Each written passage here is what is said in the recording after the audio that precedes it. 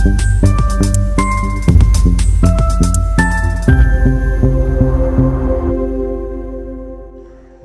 দর্পণ, বিনোদন সবার জন্য।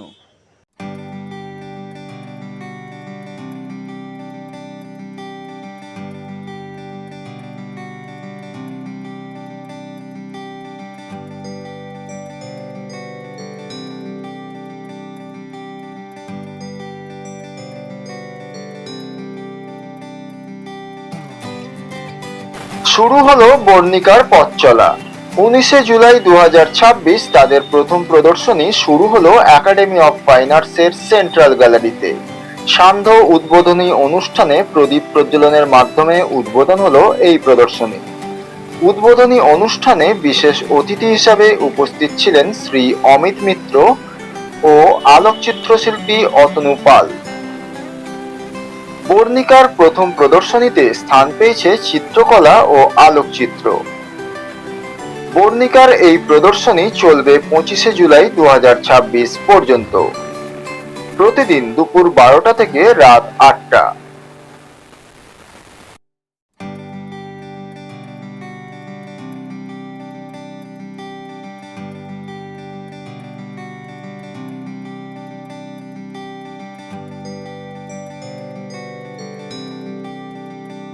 শুভ সন্ধ্যা। আজকে আমরা 11 জন শিল্পী একাডেমি সেন্ট্রাল গ্যালারিতে জড়ো হয়েছি একটা বিশেষ নাম দিয়ে। এটার নাম হচ্ছে বর্ণিকা। আজকে আমাদের এই বর্ণিকার যাত্রা শুরু হলো 11 জন শিল্পী মিলে। আমাদের মধ্যে উপস্থিত দুজন গুণী মানুষ হয়েছেন। একজন হচ্ছেন ফটোগ্রাফার, একজনকে আমরা সবাই চিনি। আর একজন হচ্ছেন এই সময়ে মানে শিল্প সংগ্রাহক, শিল্প রসিক, যাই বলুন, অমিত মিত্র মহাশয়। উনি আমাদের মধ্যে উপস্থিত হয়েছেন। আমরা বর্ণিকার তরফ থেকে প্রথমে উত্তরীয় দিয়ে বরণ করে নেব। শ্রেয়সী দিঙ্গাল উত্তরীয় পড়াবেন অতনুদাকে।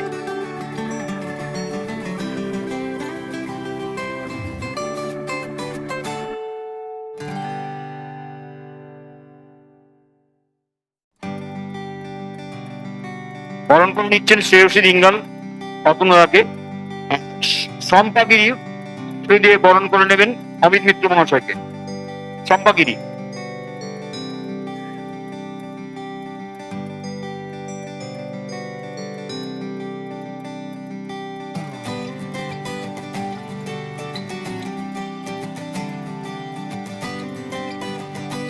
অতনুদাকে পুষ্পস্তবক দেবেন সন্তু সাহা।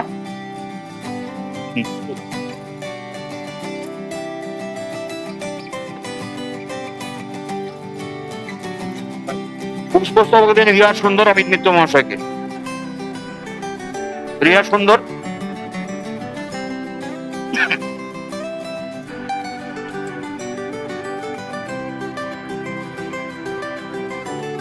এরপর আমরা যে গুণী মানুষদের পেয়েছি অমিত দা এবং অতনু দা, ওনাদেরকে এই শুভ সন্ধিক্ষণে আমাদের যে প্রদীপ আছে প্রদীপটা প্রজ্বলন করে আমাদের শুভ যাত্রা এই বর্ণিকার শুভ হোক। আপনারা প্রদীপটা প্রজ্বলন করুন। একটু সবাই করতালি দিয়ে বর্ণিকার যাত্রা যে সুন্দর ও মসৃণ হয় আপনারা সেই আশীর্বাদ করবেন। হ্যাঁ হ্যাঁ,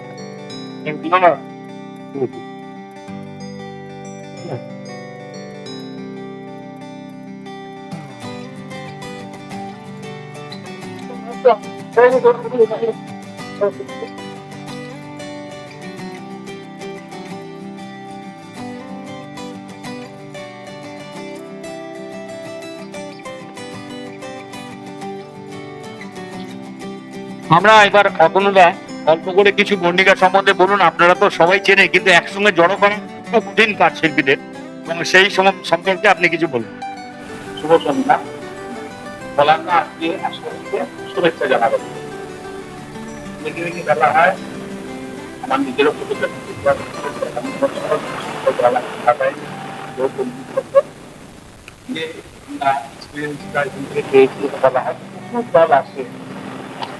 সময় কাজ করে চলে যায়।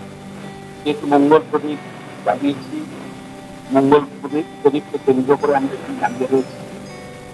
কামনা করবো এই কথা যেন দীর্ঘদিন হয় প্রথমে, এবং এটার জন্য শাসক দরকার, প্রকৃতি শাসকের মধ্যে একটা দলের বিভিন্ন মানুষ, বিভিন্ন শিল্পী, এখানে 11 জন আছি।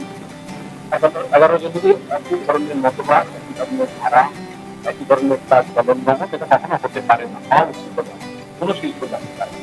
তার ফলে মতভেদ, মত পার্থক্য থাকবে, সেটা যেন কখনো ঝগড়াঝাটিতে না পরিণত হয়, বরং ওই জায়গা থেকে বিভিন্ন বলা হয় থিসিস, অ্যান্টিথিসিস, তাদের লড়াইতে সিনথিসিস হয়, নতুন কিছুর জন্ম হয়। বর্ণিকার সব মেম্বারদের কাছে বলি, যখন এরকম দল কোনো গড়ে ওঠে, আমরা নিজেরা দল করেছি, কিছু দল ভেঙে গেছে, এই যে বললাম গর্ব করে যে 141 বছর ধরে একটা দল চলছে ধারাবাহিক ভাবে, দিন ভাবে, প্রচুর সবাইকে আমার মতের অনুযায়ী পেয়েছি, পাইনি, একটু ক্ষমা ঘেন্না করে, কষ্ট পেয়ে, আনন্দ পেয়ে দলটা চলছে। এই দিনগুলোতে যখন এইরকম একটা শুভ দিন, এত সুন্দরভাবে আমি এক ঝলক এক্সিবিশন দেখলাম, খুব ব্যালেন্স এক্সিবিশন, একটা সবসময় তো হয় না, মানে সম্মিলিত এক্সিবিশনে খুব ব্যালেন্স সবসময় পাওয়া যায় না এই ধরনের। এইটাই যদি 7 বছর 8 বছর চলে, দেখবেন আপনাদেরই কত সব পরিবর্তন হয়ে গেছে, একটা বুনন এসছে, বাঁধুনি এসছে। তার ফলে আজকের দিনটাকে বলি যে আজকের দিনটাকে মনে রেখে, আজকের দিনটাকে শপথ রেখে, এই অগ্নি সাক্ষী রাখার মতো, শুধু এই বিবাহ কার্যে বা অন্যান্য মাঙ্গলিক কার্যের থেকেও শিল্পীদেরও তো একটা থাকে, এটা অঙ্গীকার করার দিন। আজকে এরকম একটা দিন যদি সবাই হাত ধরাধরি করে এইরকম একটা সুন্দর শিল্প যাপনের মধ্যে দিয়ে আমরা যাই, মনে করি আগামী দিনে বর্ণিকাটা বিশাল একটা আকার ধারণ করবে। এইটুকুনি, আর কিছু না। আমার সেই দিনের জন্য অনেক শুভকামনা করি। এরপর আমরা অমিতকে কিছু বলবো, আমাদের এখানে এসে আমাদের বর্ণিকা মানে অতনুদা হচ্ছেন আমাদের, অতনুদা যদি কলেজের প্রফেসর হন তাহলে আমরা হচ্ছে ক্লাস 5-6 এর স্টুডেন্ট, তার ফলে ওনার পর আর আমাদের বলাটা সাজে না। তবে বর্ণিকা নামটা আমার খুব ইন্টারেস্টিং লেগেছিল। As you all know, Varnika means a drop of color, বা রেডিয়েন্স বলে আর কি, মানে বর্ণমালা। 11 জন শিল্পীর সেই রঙের বর্ণমালাটা এখানে এক্সিবিটেড হয়েছে, খুব ভালো লেগেছে। যেটা সবচেয়ে ভালো লাগলো সেটা হচ্ছে প্রত্যেকটি শিল্পীরই একটা ইন্ডিভিজুয়াল জার এখানে রিফ্লেক্টেড হয়েছে। কেউ মাইথোলজিক্যালি আছেন, কেউ মিক্স মিডিয়ার উপর কাজ করেছেন, কেউ অ্যাবস্ট্রাক্টের উপরে করেছেন, ফটোগ্রাফিতেও ইন্ডিয়ানাইজ ফটোগ্রাফি, তাদের বেঙ্গল রুরাল ডিআরআর ওখানকার কাজের ফটোগ্রাফি রয়েছে, এবং মিক্স মিডিয়াতে যারা কাজ করেছেন দুজন মহিলা, এবং পেন অ্যান্ড ইঙ্কে যারা করেছেন, প্রত্যেকটা কাজের মধ্যে একটা স্বতন্ত্র রয়েছে। I am really happy. মানে একটা এক্সিবিশনে জেনারেলি হয় কি আর্টিস্টদের কমপ্লিট একটা দেখা যায় যে জারটা অলমোস্ট ইন্ডিয়ানাইজ একই রকম হচ্ছে, হয়তো একটা এক্সপ্রেশনিজম বা একটা ইমপ্রেশনিজমের মধ্যে ব্যাপারটা আটকে রয়েছে। কিন্তু আই এম রিয়েলি হ্যাপি। অতনুদা আরো ভালোভাবে দেখেছেন নিশ্চয়ই যে কাজগুলোর মধ্যে একটা ইউনিকনেস আছে।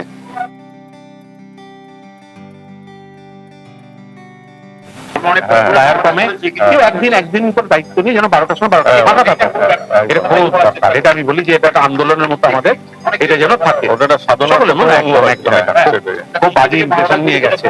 এবং খুব বড় একজন রক্তিমদা বলে, তোমরা জানো অমিতাভ বচ্চনের চিনি কোম্পানির চিফ ক্যামেরাম্যান, তাকে মানে অ্যাপয়েন্টমেন্ট পাওয়া যায় না তার।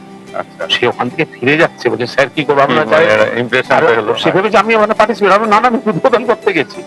দাদা আপনার তো এরকম, না না এরকম নয়, আমি উদ্বোধন করেছি এইটুকুনি, ঠিক আছে। আমি উদ্যোক্তাতে করে কেউ ফোন ধরে না, কিছু না।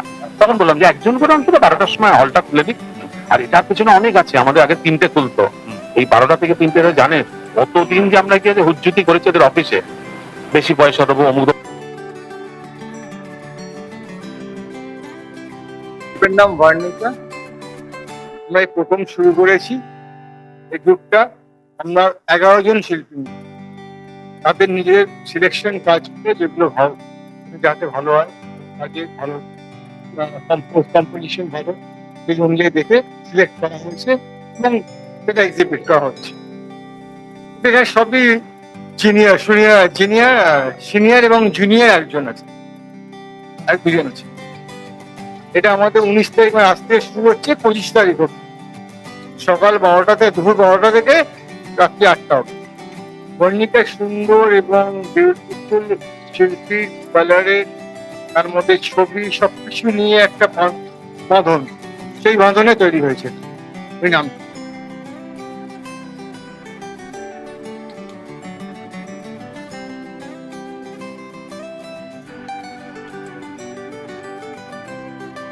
প্রদর্শনীটি আপনারা এতক্ষণ দেখলেন বং দর্পণের পর্দায়। দেখতে থাকুন বং দর্পণ, বিনোদন সবার জন্য।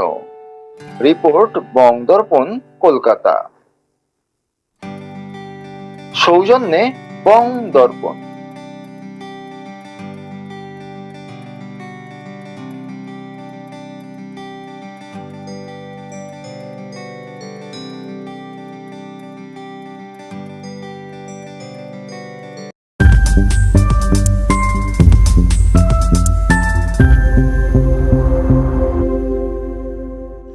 বং দর্পণ, বিনোদন সবার জন্য।